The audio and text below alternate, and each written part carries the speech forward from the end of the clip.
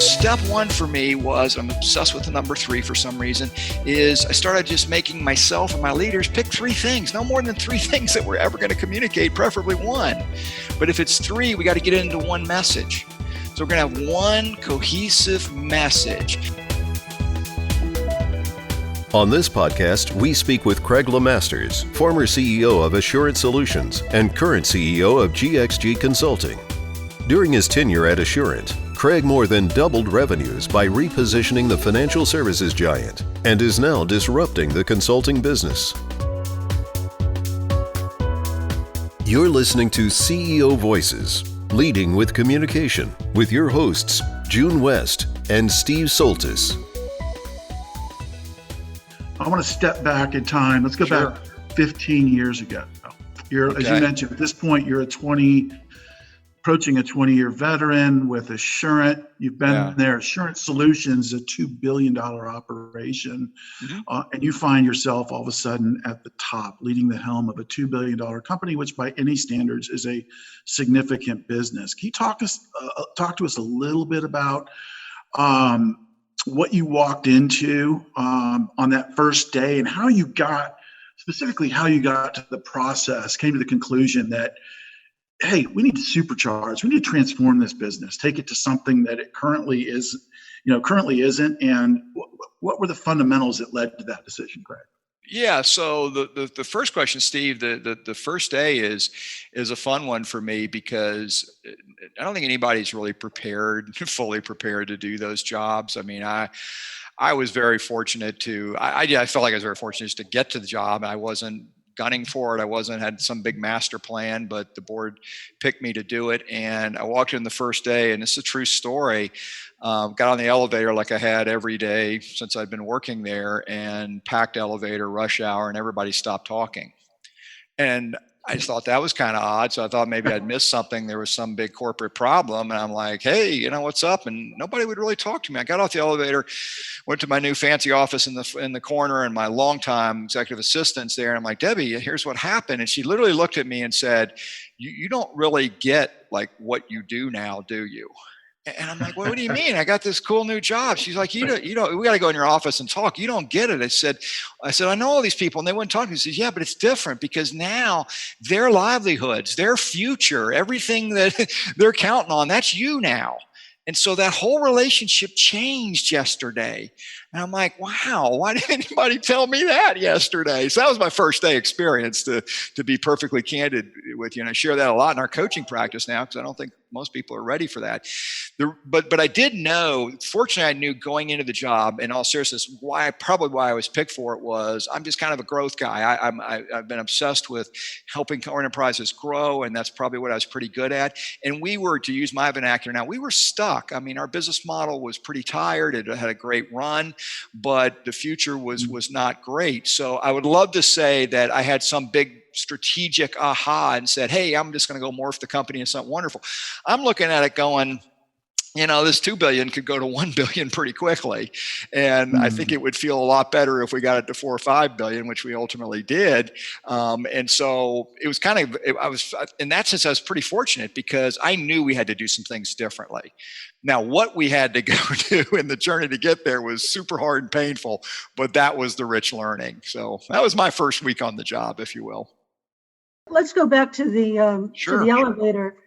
Here you've got these folks now who aren't speaking to you. Everyone's being quiet because the CEO's on the elevator. Yeah.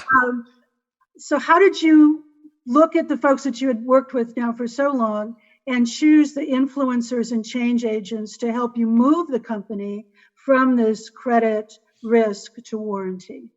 Yeah. So, no, I think, June, it's a wonderful question because one of the few things I'd relied on to get up to this point when I became CEO was around, and I would say if I telescope back broadly, people, talent, both selecting, retaining, and helping. And so it was my first priority on the job, because the one thing I did have in terms of the leadership role was hopefully enough humility to know that I wasn't going to figure out how to morph a credit insurance company into a global warranty company on my own. And so my number one priority is really the answer to that question, which was, and the good news is I knew most of the team because we'd worked together for so long. So it wasn't like a new group of people, but that was my number one priority, was to gather that team together, have the honest conversation that, look, what got us to this place has been awesome, but we're in an industry that's going to be dramatically challenged. And so what are we going to do? And so that was, I had several inflection points along my journey. And that was one of them when, for me, it became obvious what the definition of leadership really is. And there's hundreds of definitions of leadership. I think most of them are pretty good. But for me, the single most important one is, I think leaders get paid for one thing and everything else is secondary. And that's to make choices. Some call it decisions. I like to call it choices. Probably a whole separate topic, but it's choices. And everything else that we need to do and we should do is secondary. But that's when I learned that. It became obvious to me that, hey, no one was telling us what we needed to go be. We knew we didn't need to be a credit insurance company anymore. No one was saying, go do this. That's not what boards do. It's not what they probably should do.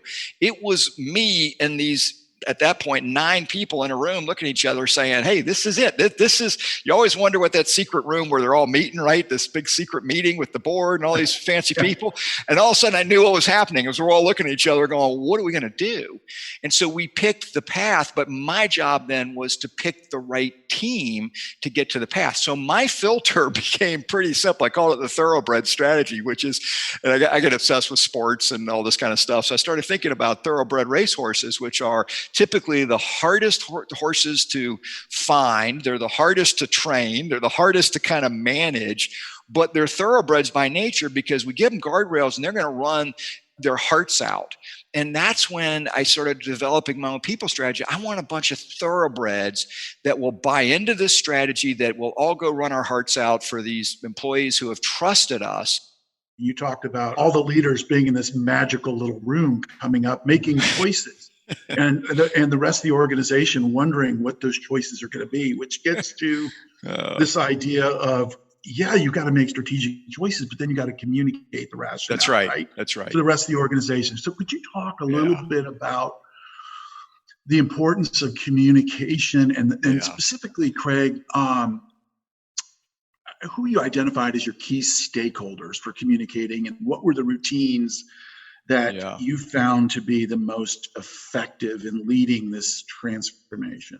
No. And again, let me just share my bias. I mentioned to you guys before we started the show today is that I love this topic. I'm completely biased on it because for me, it literally became, I would argue, the single most important thing that I ended up taking seriously and hopefully got pretty good at, but not because I'm great at it, but because I worked at it.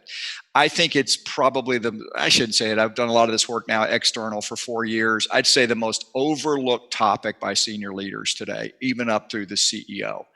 Right. And part of it, candidly, for me was just ego. It's like, hey, I got the top job and I give a lot of speeches and I'm a good communicator. And, and then I realized when I got out of a public company life and I started doing this privately, and now I do talks, for all kinds of audiences, all of a sudden it hit me. It's like, those employees had to tell me it was a good speech. And they had to laugh at the jokes, and all of a sudden I'm like, I got to get better at this. But here's the context, Steve, that was really important to me on the communication topic was a couple of things that just moved the needle. First and foremost, I have to back up before I get to communications on the strategy thing. Part of the trap with leaders, I think, is we leave the communications to the end and we do it poorly because we spend so much doggone time, it's a technical term, on the strategy. It's like, for crying out loud, we've got smart people. I mean, you're putting people out every year from the school that can build strategy very effectively. Let's pick one. Back to choices. Can we please pick one? I would argue the differential in 5 strategies in organizations is about 10%. Probably, if they're all just decent strategies, about 10%. So let's pick one. That's something I'm pretty passionate about. So once we pick one, then step 1 for me on the communication is the clarity part of this. And again, you're a longtime pro and you guys teach this now. So correct me where I'm wrong here. This is anecdotal for me. So, and just my experience. But where I see it go wrong is on this clarity topic, that We honestly believe that more is better. And even if we're a good just communicator or we're entertaining, that more is just better. And I think we all know it's not. It's the opposite of that. And so step one for me was, I'm obsessed with the number 3 for some reason, is I started just making myself and my leaders pick 3 things, no more than 3 things that we're ever going to communicate, preferably 1. But if it's 3, we got to get into one message. So we're going to have one cohesive message. And I was super fortunate, Steve. I had this guy was actually a super wise guy in the communication field, and he was more of a TV guy. He actually taught politicians how to do press conferences and stuff. And so I bumped into him a long time ago, and he taught me a message square technique that's been around forever. It's super simple, but I've never, ever stopped using it. Again, there's tons of techniques, and I think they're all very good. I would just say pick a methodology that is a forcing mechanism to make our message succinct. And the reason I love message square is it only gives me 4 corners.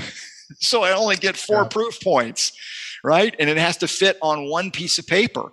So I write my message, and I do this today. I've got them all over my desk, even in conversations I've had with clients today. Folks seem to feel that when they pick the strategy, then that's it. And that leads to a perfect segue question, Craig. You aligned your vision moving into these new categories and new segments. You brought in your team. And now, how do you cascade that communication from that room that you were all sitting in setting your strategy down to not only internal stakeholders, but your key external stakeholders?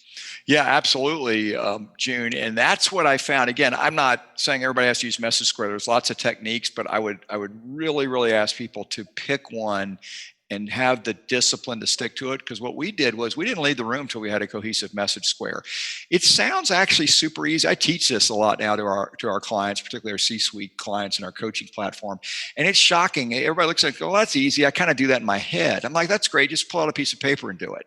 Just write for me right now. I actually challenged a very well-known, good company that you guys would all recognize about a week ago on this topic, and very, very important communication, some stuff they're going through right now. And they're giving me the same thing. Oh yeah, we got this. It's like, great, just everybody take 5 minutes, just write it down. And I'll do the same thing. And quite frankly, it's pretty scary, but after that exercise, they took my message square to go use for their organization. Now, I don't work there, by the way. I just work with them.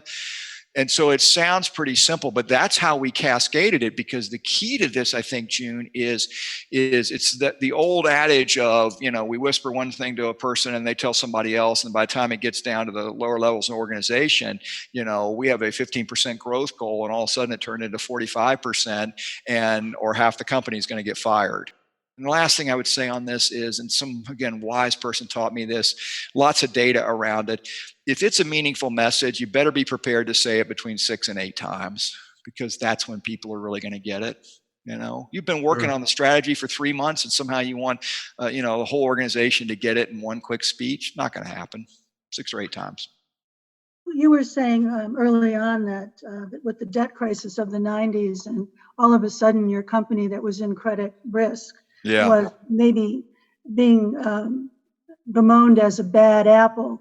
And as you talk about communicating and cascading that down, and now we look today in with the pandemic and COVID, how did you communicate to your employees who must have been reeling by the fact that their company was sort of being maligned in the press, and that what they're doing was not valuable? And I could see that today happening as well. Do you have some advice for leaders today as you help employees move through these really troubling times when we're all home and isolated? Absolutely, June. And it gets back to Steve's prior question on why were those style things important to me. I didn't know any other way than to be super authentic and go out to our employees and say, here's the data. Here's what our consumers say about our products. Here's the value that we add. Here's what we actually do, and be super authentic with them. That there's sometimes we get caught in the crossfire of these other things. And I'll tell you this, it was, again, one of these inflection points for me around communication, because we came through that with a higher employee engagement than we had ever had in our history, because people had to make a decision. Do they believe us, or I guess me specifically, that we really are doing a pretty noble thing? And I actually called it that because I believed it. Or are they going to believe what they hear in the press? And we were very fortunate. We became a better company as we went through that. And it always impacted me. And I would say the same thing now in terms of this pandemic or this crisis. And one of the things I see missing today from leaders in the communication is, this better be a time where you go get to know the employees and the associates in your company. And I differentiate getting to know them from knowing about them. Can you tell us a little bit about your new book, Unstuck? Unstuck. Why that title? Yeah. And what you're really trying to achieve with it.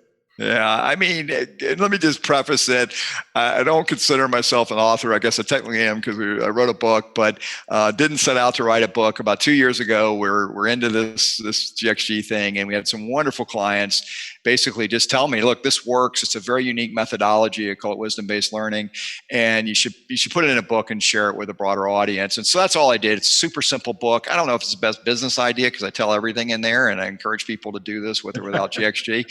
But it's what my passion is. I want people to understand there is a methodology to get unstuck. And again, I use very simple terms because, well, my friends would tell me that I'm not smart enough to use fancy terms, which is probably true, but I use them because as a leader, that's what resonated with me. It's like, hey, credit insurance is dying. We're kind of stuck here, right? And so the Unstuck is just a methodology of how we can go find and activate the wisdom of others that have actually done this stuff that we're stuck on, and do it in a very thoughtful, organized way. We do it through these cool advisory boards and a coaching platform, but there's other ways to do it. And the cool part is the spirit of reciprocity is alive and well out there. People want to do this if you ask them right. So we wrote the book to tell the story, and it was a fun experience for me, but it's just a way to tell the GXG story and the Unstuck story, Steve. We have a whole school of thoroughbreds at the Darden School. I know it. It's amazing. And they're just waiting to get out there on the rails and run their heart out for good leaders like you. What do you look for in terms of an MBA's leadership and communication style when you're looking for those thoroughbreds? Yeah, and I love the question, June, because I probably it might be different than a lot of people, because again, particularly coming out of Darden, these are the brightest and the sharpest that there is. So what I look for are the number one correlator, I think, of success, particularly early in work life, but it works forever, is the people that ask the question, how do I get better? It's the number one correlator. So I want to talk to people that I get a sense that they care about that question and they're going to ask it continuously, because I don't care what their starting point is. If that's the headset, they're going to be superstars and thoroughbreds. Second thing, I care about people that care about culture.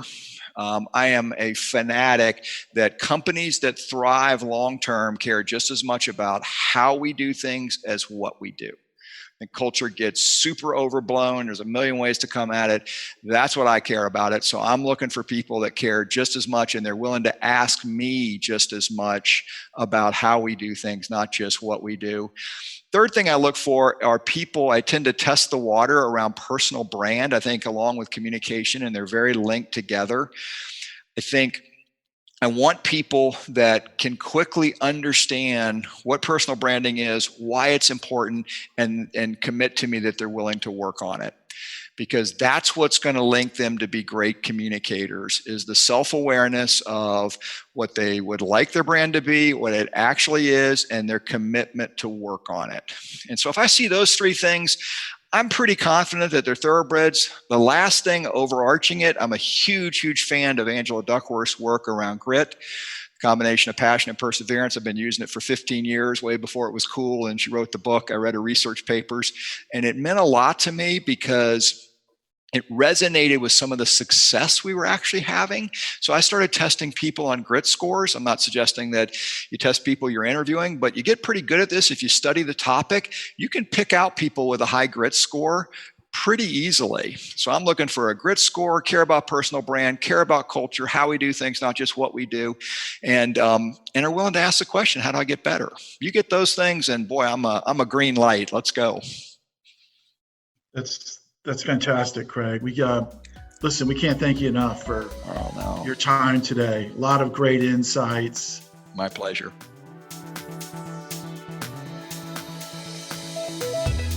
CEO Voices examines the communication that enables transformational leadership.